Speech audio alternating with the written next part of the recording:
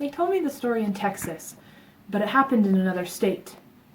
It concerns a single protagonist, although in all stories there are thousands of protagonists, visible and invisible, alive and dead. He was called, I believe, Fred Murdoch. He was tall after the manner of Americans, not blonde nor dark-haired, of a sharp profile, and a man of few words. There was nothing of uniqueness in his character, not even that self-created uniqueness that is typical of young men. He was naturally trusting, and did not question the truthfulness of books, nor that of their authors. His was the age when man has not yet discovered himself, and is willing to throw himself immediately at any adventure that might come his way. In the university, they suggested he study indigenous languages. There are occult rituals that continue among certain Western tribes. His professor, a man much older than himself, suggested that he make a home of one of the supposedly primitive native villages, that he observe the rituals, and discover the secret that the chiefs reveal only to the initiated. When he returned, he would elaborate a thesis that the university authorities would publish. Murdoch accepted this assignment with notable zeal. One of his ancestors had died in the Indian Wars. This ancient discordance between their nations had become their connection. He foresaw without a doubt the difficulties that he would face. He needed to make the red men accept him as one of their own. So he embarked on grand adventure. He lived in the prairie for more than 2 years, beneath a teepee or the stars. He woke up before sunrise and slept at dusk. He began to dream in a language that was not his own.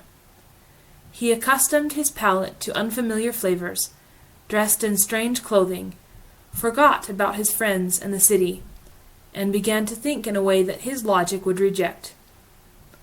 During the first few months of his learning, he took notes in secret, notes that he would tear up afterwards, in order not to make the others suspicious. Perhaps he no longer needed them. After a certain period of time, doing exercises of both moral and physical nature, the priest ordered him to remember his dreams and share them at the beginning of each day. He discovered that on nights with a full moon, he dreamed of bison. He shared his repeating dreams with his teacher, who responded by sharing the secret that Murdoch had sought after. In the morning, without bidding farewell to anyone, Murdoch left the village. When he returned to the city, he felt the same nostalgia for the prairie that he had felt for the city so long ago. He entered his professor's office and told him that he knew the secret and had decided not to publish it. Are you not bound by your word?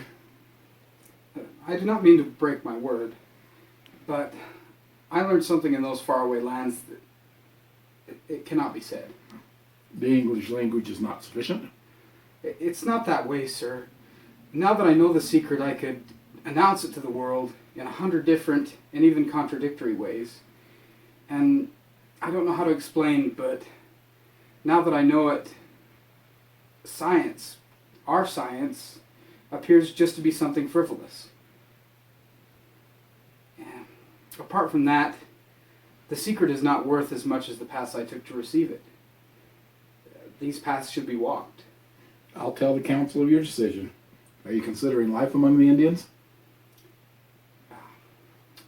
I do not think I will return to the prairie. What the men of the prairie taught me, it's valuable in any place and in any circumstance. This was, in essence, their dialogue. Afterwards, Murdoch was married, divorced, and is now working as a librarian at Yale.